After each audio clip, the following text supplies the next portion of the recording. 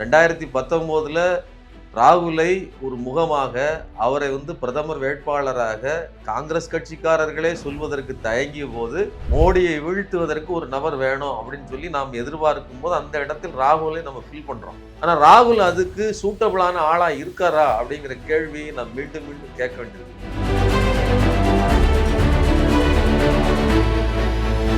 உங்களுக்கு 40 எம்பிக்கள், பாண்டிச்சேரியை சேர்த்து இங்க 39 + 1 40 எம்பிக்களை ஜெயித்து தருவதற்கான ஒரு கூட்டணி தேவைப்படும் போது இவர் பிரதாரா தெரிந்தாரு, இவருடைய உறவு தேவைப்படுகிறது. அவ்வளவு பிரமாதமாக பேரத்தை கூட நடத்த முடியாமல் இந்த பேரத்துக்காக எதையெல்லாம் நீங்க இழக்கிறீங்க அப்படின்னா உங்கள் மீது இருக்கக்கூடிய அந்த நாயக பிம்பத்தை இழக்கிறீங்க. நாளைக்கு நாடாளுமன்ற தேர்தலில் உங்களை தேர்ந்தெடுக்க வேண்டும் அப்படின்னு வரும்போது திமுக அதுக்காகவும் கடந்து வேலை செய்யும். ஆனால் அதற்கான முகமாக நீங்கள் இருப்பீர்களா? அதாவது 28 சீட்டு ஒரு ராஜ்யசபா அப்படிங்கிறதுக்கு இவர்கள் ஒத்துக்கொண்டதற்கு பின்னாடியும் கூட ஒரு காரணம் இருக்கு. இவர்களுக்கு எதிர்கட்சியாக, இவர்கள் பிரதான எதிர்கட்சியாக ராஜ்யசபாவில் வர வேண்டும் என்றால் இவர்களுக்கு சீட் தேவை, ராஜ்யசபா எம்பிக்கள் தேவை. அப்படிங்கிற நிலைமையில விஜயிடம் போனால், விஜயை காட்டித்தானே, காரணம் காட்டி தான் நீங்க சொல்றீங்க நாங்க அங்க போயிடுவோம் அங்க போயிடுவோம், அங்க போனால் எங்களுக்கு அந்த ஒரு ராஜ்யசபா கிடைக்காதுங்கிற நிலைமையில தான் இவர்கள் திமுகவிடம் அடிபணிந்து இருக்கிறார்கள். ஒரு ஓட்சோரி எல்லாம் பண்ணாங்க, பண்ணி முடிச்சுட்டு கடைசி நேரம் வரலும் இதே மாதிரியான அலைக்கழிப்பை பீகாரிலும் செஞ்சாரு. பீகார்ல நீங்க தேஜஸ்வி யாதவ அவர் கடைசி வரையிலும் அவர் இப்ப முதலமைச்சர் வேட்பாளராக கூட இவர்கள் ஏற்றுக்கொள்ளலையே. இப்ப இதெல்லாம் ஒரு துரோகம். நான் என்ன சொல்றேன்னா, கூட வச்சு கழுத்தறுப்பு வேலை செய்வது, கூட வச்சுக்கிட்டே கழுத்த இருக்கிற வேலை ராகுல் செய்கிறார். மாணிக்கம் தாகூர் அளவுக்கு அவங்க இஷ்டத்துக்கு தான் செயல்படுறாங்களே தவிர யாரும் கட்டுப்பாட்டுக்குள்ள இருக்கிறது இல்லை. அப்போ அப்படி இருக்கும்போது இந்த ராகுல் காந்தி ஒருவேளை யாருக்காவது பாடம் நடத்த நினைச்சாருன்னா எதிரிகளுக்கு பாடம் நடத்தட்டும். ஒருவேளை கூட்டாளிகளுக்கு பாடம் நடத்தன்னு நினைச்சா நீங்க சொன்ன மாதிரி காங்கிரஸ் இல்லாத ஒரு சூழ்நிலையை அவர்களே, இதுக்கு பாஜக ஒரு குழி வெட்டி அதுக்குள்ள போய் காங்கிரஸ் விழணும்னு அவசியம் கிடையாது, ராகுலே அதற்கான குழியை வெட்டுகிறார்.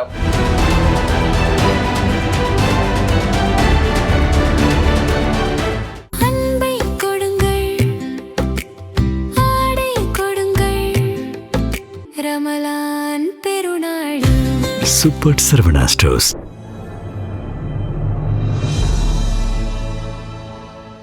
தமிழ் நியூஸ் நேயர்களுக்கு வணக்கம். இன்றைய நேர்காணலில் நம்ம இணைந்திருப்பவர் ஊடகவியலாளர் திரு சுமன் கவி சார். சார் வணக்கம். வணக்கம் சார். திமுக காங்கிரஸ் கூட்டணி ஓவரால் ஃபைனலைஸ் ஆயிடுச்சு. இன்னும் இருக்கக்கூடியது எஞ்சிய சில கட்சிகள் தான். ஸோ அவங்களுக்கு பெரிய சவாலாக இருக்காது, ஒதுக்குறது இல்லை. ஆல்ரெடி தேமுதிக ஒரு புரிந்துணர்வு ஒப்பந்தத்தின் அடிப்படையில் தான் கூட்டணியில் இணைஞ்சிருக்காங்க அப்படின்றது பார்க்கப்படுது. விசிக தலைவர் திருமாவளவன் அவர்களும் பெரிதாக அழுத்தம் கொடுத்ததாக நமக்கு தெரியல. அவருமே ஓரளவு செட்டில் ஆகிடுவார் அப்படின்னு தான் புரிஞ்சிக்க முடியுது. இப்போ காங்கிரஸ் கூட்டணி அமைஞ்சிருக்கு. இந்த 3 மாத காலம் பெரும் சர்ச்சைக்கு மத்தியில் பிளவுபட்டுருமோ, ஒரு கடுமையான ஒரு சொல்லாடல்களை பொது வெளியில் வச்சாங்க. இவ்வளோ பெரிய சிக்கலுக்கு நடுவில் இந்த கூட்டணி ஃபார்ம் ஆயிருக்கு. இந்த கூட்டணி வருங்காலத்தில் ஜெல் ஆகுமா, காம்பினேஷன் கெமிஸ்ட்ரி ஒர்க் அவுட் ஆகுமா, ராகுல் காந்தி தமிழகம் வருவாரா என்ற பல கேள்விகள் இருந்து கொண்டிருக்கிறது. எதிரணியில் பார்க்குறோம், மோடிஜி அவர்கள் ஒரு பிரதமராக இருந்து கொண்டே அவர் வெளிநாட்டு டிப்ளமசியை பார்க்கணும், அமைச்சகத்தை பார்க்கணும், இந்தியா முழுக்க அவர் கான்சன்ட்ரேட் பண்ணணும். ஆனாலும் தமிழ்நாட்டுக்கு மாதத்துக்கு 3 தடவை இந்த மாதமே அவர் ஃபிக்ஸ் பண்ணியிருக்காரு. பட் ராகுல் காந்தி இன்னும் வரைக்கும் வரல. எப்படி பார்க்குறீங்க? இல்லை, இது ராகுல் காந்தியை நம்பி தமிழ்நாட்டில் ஒரு பெரிய அலை இருக்குது. அதாவது மற்ற மாநிலங்களில் காங்கிரஸ் ஒரு மிகப்பெரிய வலுவான கட்சியாக கேரளாவில் இருக்குது, கர்நாடகாவில் ஆட்சியில் இருக்குது, தெலுங்கானாவில் ஆட்சியில் இருக்குது. அப்படி இருந்தாலும் கூட அந்த கட்சிக்கு ஆட்சியில் இல்லாத ஒரு மாநிலமாக இருந்தாலும் பெரிய கிரேஸ் ராகுல் மேலே இருக்கக்கூடிய ஒரு மாநிலம்னா அது தமிழ்நாடு தான். 2019 ராகுலை ஒரு முகமாக அவரை பிரதமர் வேட்பாளராக காங்கிரஸ் கட்சிக்காரர்களே சொல்வதற்கு தயங்கிய போது தமிழ்நாட்டு முதலமைச்சர் ஸ்டாலின் அவர்கள் அன்னைக்கு, அவர் எதிர்கட்சி தலைவர், அன்னைக்கு சொன்னார், ராகுல் தான் எங்களுடைய பிரதமர் வேட்பாளர் அப்படின்னு. அப்போ அது பெருந்தன்மை மட்டும் கிடையாது, களத்தில் இருக்கக்கூடிய ஒரு கள நிலவரம். இன்னைக்கு ஒரு மோடியை வீழ்த்துவதற்கு ஒரு நபர் வேணும் அப்படின்னு சொல்லி நாம் எதிர்பார்க்கும் போது அந்த இடத்தில் ராகுலை நம்ம ஃபில் பண்றோம். ஆனா ராகுல் அதுக்கு சூட்டபிளான ஆளா இருக்காரா அப்படிங்கிற கேள்வி நான் மீண்டும் மீண்டும் கேட்க வேண்டியிருக்குது. இது இந்த கூட்டணி இதெல்லாம் தாண்டி ஒரு ஒரு கட்சிக்காரரா இல்லாம சாதாரண மக்களா நீங்க வந்து ராகுல் காந்தி மேல ஒரு அபிமானம் உள்ளவரா நீங்க பார்த்தீங்க அப்படின்னா, அவர்கள் எதிரிகளாக இருந்தாலும் மோடியோ, அமித்ஷாவோ அவர்கள் காட்டுகிற அக்கறை, அவர்களினுடைய அந்த ஈடுபாடு அதோடு ஒப்பிடும்போது இவருக்கு அதுல முழு அளவுக்கு இல்லை அப்படிங்கிறத நாம வெட்ட வெளிச்சமா பார்க்க முடியுது. நீங்க வந்து ஜனவரில வர்றதா சொன்னாங்க. அப்புறம் பிப்ரவரில வர்றதா சொன்னாங்க. அப்புறம் இந்த மாசம் 5ஆம் தேதி இப்போ ஆமா. இன்னைக்கு இன்னைக்கு வர்றதுக்கு ஃபிக்ஸ் ஆயிருந்துச்சு. அதுக்கும் அவர் தட்டி கழிச்சிட்டாரு. அப்போ வரல. இன்னும் கூடுதலா சொல்றாருன்னா, இவரு வர்றதுக்கு வாய்ப்பே இல்லை அப்படிங்கிற நிலைமை தான் இருக்குது. இது தமிழ்நாட்டுக்கு மட்டும் இல்ல. அடுத்து காங்கிரஸ் வந்து கேரளாவுல அவங்க ஆட்சி பிடிக்கணும். அதுக்கான இடத்துல இருக்காங்க. எதிர்க்கட்சி வலுவான எதிர்க்கட்சியா இருக்குது. நீங்க உள்ளாட்சி தேர்தல்ல கூட அதிக இடங்கள அவங்க பெற்றிருக்காங்க. அப்ப அப்படி இருக்கும்போது அங்கேயும் போய் அந்த மக்களுக்கும் வந்து ஒரு போய் நின்று பிரச்சாரம் செய்து தன்னுடைய வலுவை காட்டுவதற்கான வாய்ப்பு இருக்கிற ஒரு இடத்தில் அதை செய்யாமல் தட்டி கழிப்பது அப்படிங்கிறது இவருடைய ஒரு சொகுசு அரசியலை காட்டுகிறது.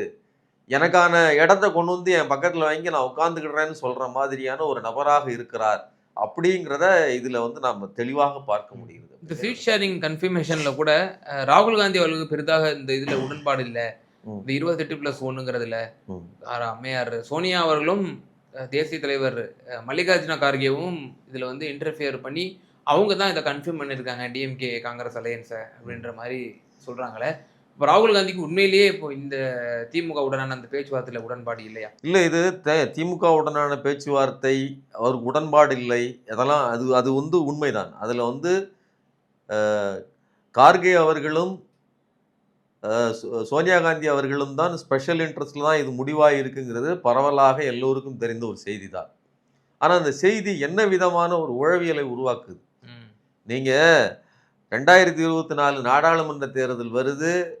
நீங்க வந்து இறங்கி அப்படி ஒரு தடுப்பு சுவரை தாண்டி போய் கடையில போய் லாலா கடையில ஸ்வீட் வாங்கி எங்க போறீங்க அப்படின்னா என் பிரதருக்கு கொண்டு போறேன் அப்படின்னா உங்களுக்கு 20 எம்பி, அதாவது உங்களுக்கு 40 எம்பிக்கள் பாண்டிச்சேரியே சேர்த்து இங்க 39+1 40 எம்பிக்களை ஜெயித்து தருவதற்கான ஒரு கூட்டணி தேவைப்படும் போது இவர் பிரதரா தெரிந்தாரு.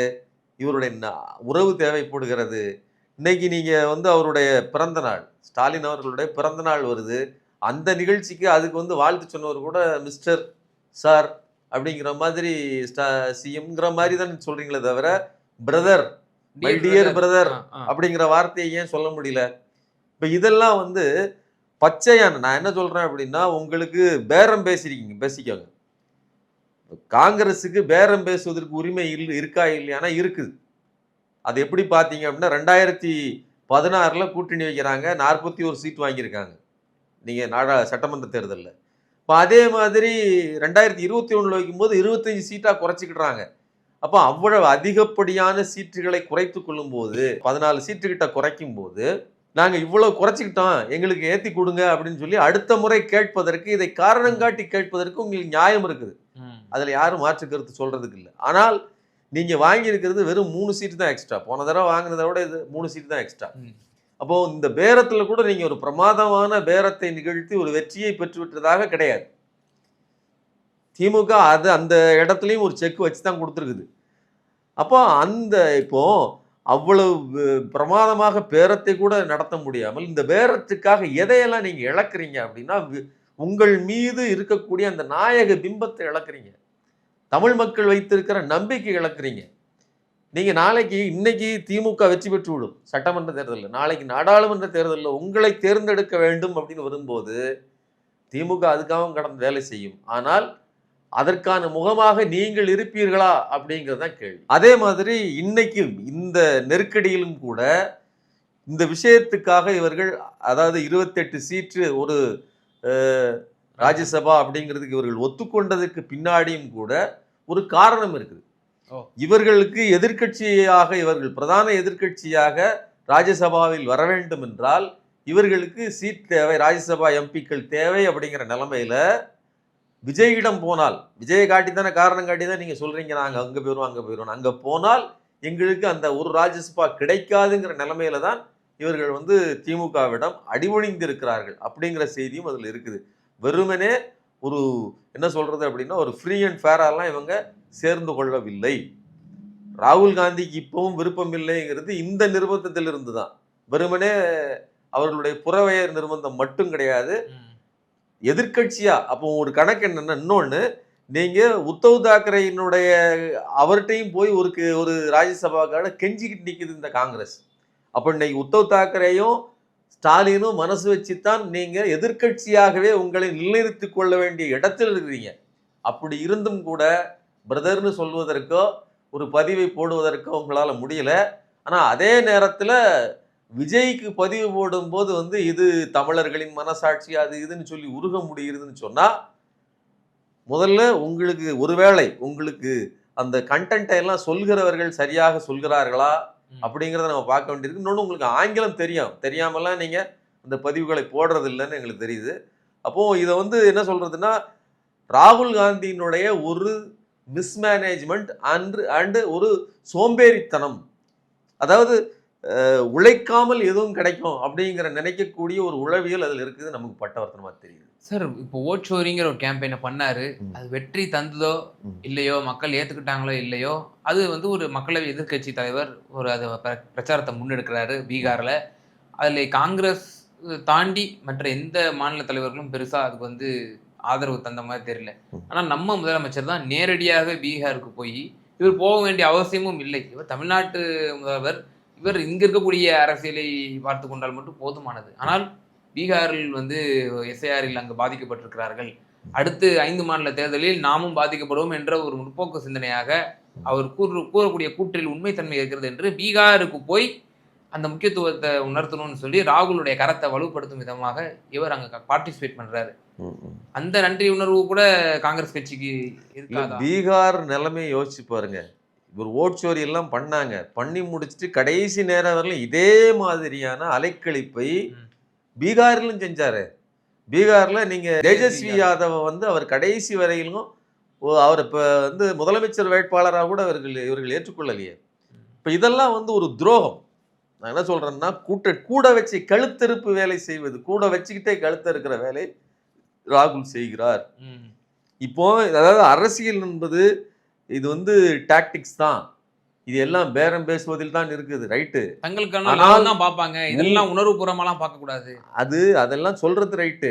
ஆனால் ஒரே நாளையில முடிஞ்சதே கிடையாது. நீங்க இன்னைக்கு ஒன்று செஞ்சீங்க அப்படின்னா இது நாளைக்கு ரிஃப்ளெக்ட் ஆகும். இதையே நாளைக்கு உங்களுக்கு நெருக்கடி வரும்போது அதை செய்வதற்கு யாரும் தயங்க மாட்டாங்க. இப்போ இன்னைக்கு வந்து ஸ்டாலின் அவர்களை பொறுத்தவரையிலும் வந்து அவர் பெருந்தன்மையிலையும் பெருந்தன்மை நடந்துக்கிறாரு. அவர் ஹெச் ராஜாவெல்லாம் போய் பார்க்குறாரு. ஆமா, அதே மாதிரி பொழுதென்னைக்கும் இந்த அரசை திட்டிக் கொண்டும் ஏசிக்கொண்டும் இழிவுபடுத்தி கொண்டும் இருக்கிற எடப்பாடி பழனிசாமி நல்ல ஆலோசனைகளை கொடுத்தாருன்னு சொல்றாரு. நமக்கே ஆச்சரியமா இருக்குது. இப்படிலாம் ஒன்று செஞ்சாங்களா? எடப்பாடி பழனிசாமிகிட்ட இருந்து என்ன ஆலோசனை வந்தது? அப்போ அவர் ஒரு ஃப்ரீ என்ன சொல்றதுன்னா, நான் தனிப்பட்ட முறையில் யாருக்கும் எதிரி இல்லைங்கிற மாதிரி அவர் நடந்துக்கிறாரு. ஆனால் ராகுலை பொறுத்தவரையிலும் ஒரு கார்பரேட் அரசியல் பண்றாரு. அதுல வந்து தாயா பிள்ளையா இருந்தாலும் வாயும் பயிர் வேறதாங்கிற மாதிரி நடந்துக்கிறாரு. அது நடந்து கொள்வது என்பது திமுக கிட்ட நீங்க நடந்துக்கிட்டீங்க, ஸ்டாலின்கிட்ட நடந்துட்டீங்க, அப்படி இல்லை தமிழ்நாட்டு மக்கள்கிட்ட நீங்க இப்படி ஒரு முகத்தை காட்டுறீங்க. இது கீழே இருக்கக்கூடிய மக்கள்கிட்ட போய் நல்லா பதியுது. இன்னைக்கு காங்கிரஸ் கட்சிக்கு தன்னுடைய கட்சி சார்பா வந்து பிரச்சாரம் செய்வதற்கு கூட தொண்டர்களோ ஆட்களோ படையோ கிடையாது. அதாவது காங்கிரஸ் கட்சியை சேர்ந்த மிக முக்கியமான ஒரு பொறுப்பில் இருக்கிறவர் என்கிட்ட பர்சனலாக சொன்ன ஒரு விஷயம், திமுகவை மாதிரி ஒரு கூட்டணி இந்திய அளவில் எங்கேயுமே கிடையாது. ஆட்களையும் கொடுத்து பணத்தையும் கொடுத்து எல்லா ஏற்பாடுகளையும் அவர்களே செய்து நமக்காக பிரச்சாரத்தையும் செய்து நம்மளை வெற்றி பெற்று தூக்கி கொண்டாந்து உட்கார வைக்கிற ஒரே கட்சி அப்படின்னு சொல்லி பெருமையாக சொன்னார். இது வந்து ஒரு நல்ல மனோநிலையில் இருக்கும்போது இந்த உறவுகள் எல்லாம் பிரச்சனை இல்லாத போது காலகட்டத்தில் சொல்லப்பட்டது. அப்போ அப்படிப்பட்ட ஒரு கட்சிக்கு நீங்க காட்டுகிற விசுவாசம் இதுதானா? அப்போ அப்படிப்பட்ட ஒரு நண்பனுக்கு இப்படிப்பட்ட நெருக்கடியில் இன்னைக்கு வந்து இவர் வந்து 2வது முறை மீண்டும் ஸ்டாலின் அப்படிங்கிற அந்த இடத்துக்கு வந்து நிற்கும்போது தொடரட்டும், ஸ்டாலின் தொடரட்டும்னு சொல்லும்போது அந்த இடத்தில் நீங்க காட்டுறது வந்து இந்த நெருக்கடியை காட்டி பேரம் பேசுவது என்பது சரிதானா அப்படிங்கிறது நம்முடைய கேள்வி. இப்போ ராகுல் காந்தியோட மனநிலையை இன்னொரு கோணத்திலே அரசியல் விமர்சகர்கள் பார்க்குறாங்க. இப்போ ராகுல் காந்தி என்ன கேம் விளையாடுறாரு அப்படின்னா, இப்போ நம்ம மாநிலத்தில் இருக்கக்கூடிய சட்டசபை தேர்தலில் பிராந்திய கட்சிகளோட கை ஓங்கி இருக்கு. இப்போ வரக்கூடிய சட்டமன்ற தேர்தல் எல்லாத்துலேயும் வந்து அவங்கள வீக்கெண்ட் பண்ணி தோற்கடிச்சா அப்படிதான் தோற்கடிச்சதான் 29 நாடாளுமன்ற தேர்தலில் நம்மளை வந்து அவங்க பிரதமர் வேட்பாளராக முன்னிலைப்படுத்துவாங்க. ஃபார் எக்ஸாம்பிள் 2024ல ராகுல் காந்தியை வந்து பிரதமர் வேட்பாளராக முன்னிலைப்படுத்தலை. இந்தியா கூட்டணின்னு ஒரு காமன் மினிமம் ப்ரோக்ராமு, அந்த கூட்டணிக்கு யார் தலைவர்னு கூட நம்மளால இது பண்ண கன்வீனியர்னு சொல்லி நிதிஷ்குமாரை அறிவிக்காதனால அவரும் வெளியே போயிட்டாரு. அப்படிப்பட்ட ஒரு குழப்பமான சூழ்நிலை தான் இருந்துச்சு. கூட்டணியில் இருந்தவங்களே மாநிலத்தில் இடங்களை கொடுக்கல. எதிர்த்துள்ளதில் தான் சண்டை போட்டாங்க. அப்படி இருக்கக்கூடாது, காங்கிரஸ் தான் தலைமை, இங்கே காங்கிரஸினுடைய வேட்பாளர் ராகுல் தான் வந்து பிரதமர். அப்படின்னா நம்ம எல்லா மாநில கட்சிகளும் ஒரு தட்டணும். அப்போ டைரக்டாக நம்ம 29ல் நம்மள்ட்ட வந்து சரண்டர் ஆவாங்க அப்படின்னு சொல்லி. ஆனால் இன்னொரு கோணத்திலும் பார்க்கப்படுது, அப்படி ஒருவேளை ராகுல் இந்த ஒரு நடவடிக்கை அவர் எடுத்தார் என்று சொன்னால் அது காங்கிரஸுக்கு பேரழிவை தரும். எதிர்க்க பிராந்திய கட்சிகள்லாம் சேர்ந்து தேர்டு ஃப்ரண்ட்டை உண்டாக்கிடுவாங்க, 3வது தள்ளிடுவாங்க காங்கிரஸை. காங்கிரஸ் அழிஞ்சே போயிடும், காங்கிரஸ் முக்து பாரத். இல்லை, இந்த இடத்துல நான் சொல்றேனே, உங்களுக்கு அது பாஜகவின் அஜெண்டாவுக்கு வேலை செய்வது தான். நீங்கள் ஒரு வார்த்தை போகும்போது சொன்னீங்க இல்லையா, காங்கிரஸ் முக்து பாரத்துங்கிற அவங்களுடைய முழக்கம், அதுக்கு நீங்கள் வேலை செய்கிறீங்க, அவ்வளோதான். இது கடந்த காலத்துலேயும் நடந்துச்சு இல்லையா?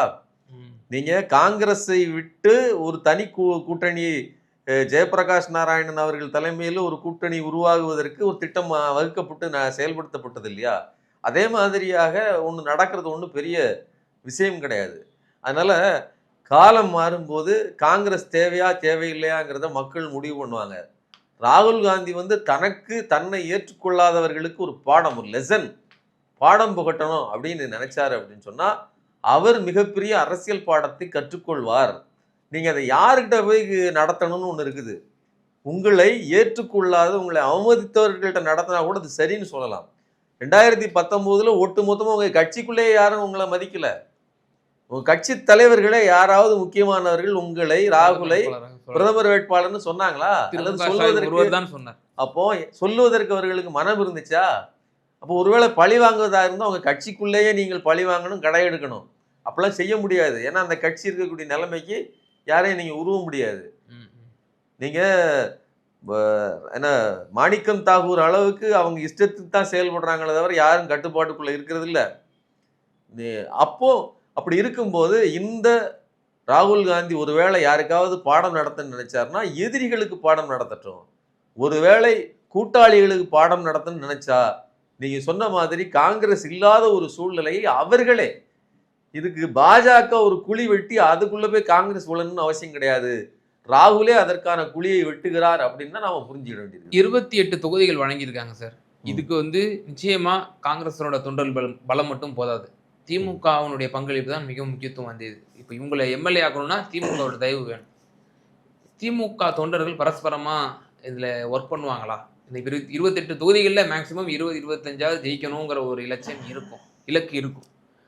அது இந்த முறை சாத்தியப்படுமா? கடந்த முறை ஸ்ட்ரைக் ரேட் ஜாஸ்தி, 25க்கு 18 ஜெயிச்சாங்க. இப்போ இந்த 3 மாசம் பேசுனதுல தொண்டர்கள் கடும் கோபத்தில் இருந்திருப்பாங்க. என்ன நீங்க இப்படிலாம் பேசி திருப்பி கூட்டணி வச்சிருக்கீங்கன்ற ஒரு மனஸ்தாபம் இருக்கும். என்ன களத்தில் எதிரொலிக்கும் நீங்க நினைக்கிறீங்க? தேர்தல் களத்தை பொறுத்தவரையிலும் திமுகவினுடைய ஆட்டம் என்பது எவ்வளவு உரசல்கள், உட்குத்துக்கள், பிரச்சனைகள் இருந்தாலும் கூட வெற்றி அப்படிங்கிறத இலக்கு வைத்துத்தான் செயல்படுவாங்க. திமுக கட்சிக்குள்ளேயே உட்பூசல்கள் இருந்தாலும் அவர்கள் அதை பெரிதுபடுத்துவதில்லை. காங்கிரஸுக்கு வேண்டுமானா அப்படி ஒரு பாரம்பரியம் இருக்கலாம். ஏன்னா அவர்கள் வெவ்வேறு மாநிலங்களில் ஆள்றாங்க, அவர்களுக்கு ஒரு குறிப்பிட்ட தலைமைக்கின் கீழ் கூட அவங்க இயங்குவது கிடையாது. சில மாதங்களுக்கு முன்னாடி திருச்சி வேலுசாமி தன்னுடைய தமிழ்நாட்டு தலைவர் செல்வ பிறந்தையை பற்றி என்ன வார்த்தைகள் பேசினார் நமக்கு தெரியும். அதனால் பொது வழியில் இப்படி கட்டுக்கிடங்காமல் செயல்படுவதே திமுகவுக்கு முடியாது.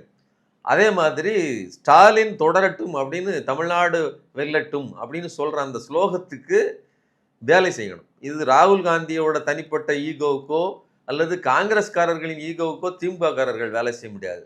என் கட்சி என்னுடைய தலைவன் அப்படின்னா அவங்க வேலை செய்வாங்க. அப்போது நான் முதல்ல சொன்னதையும் கால்குலேட் பண்ணிக்காங்க.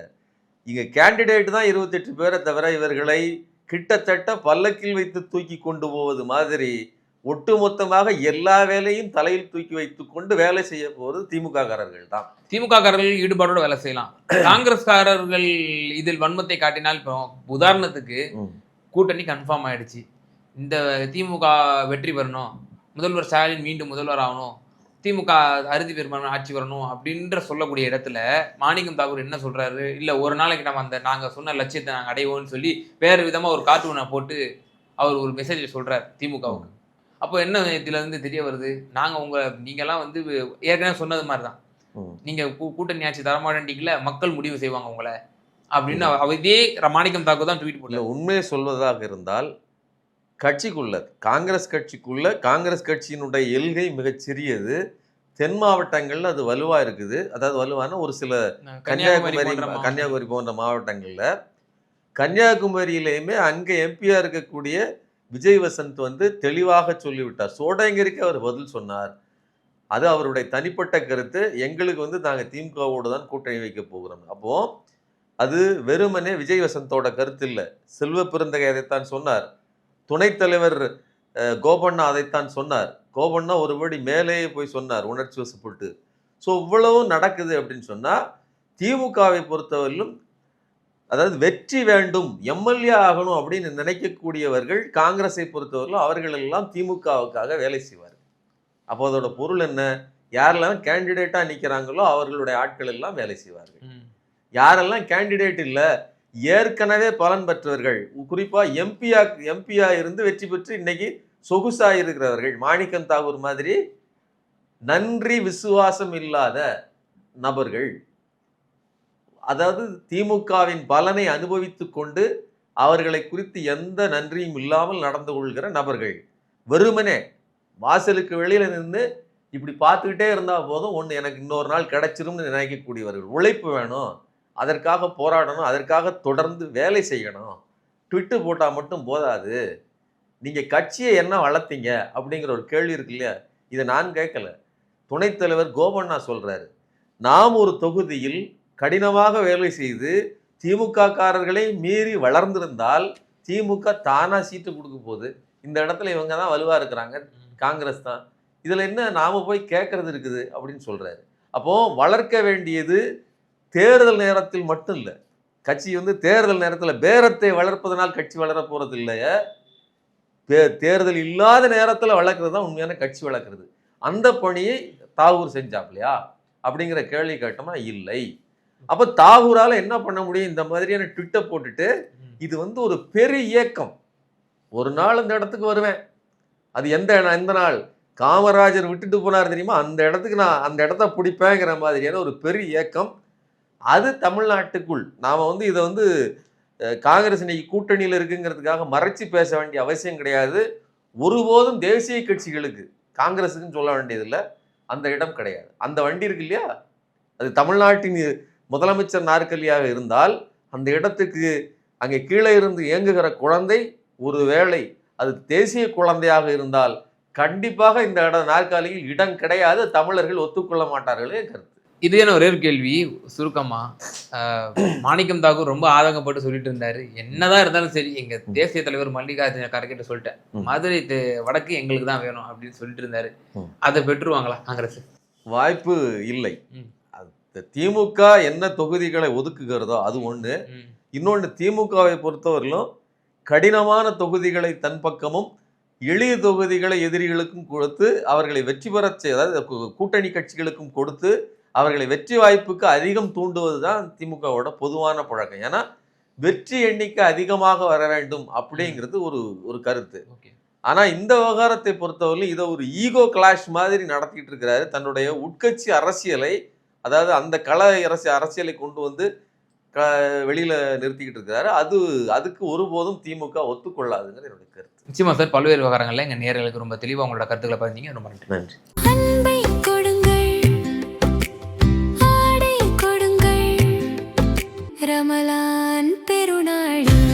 Super Sarvana Stores.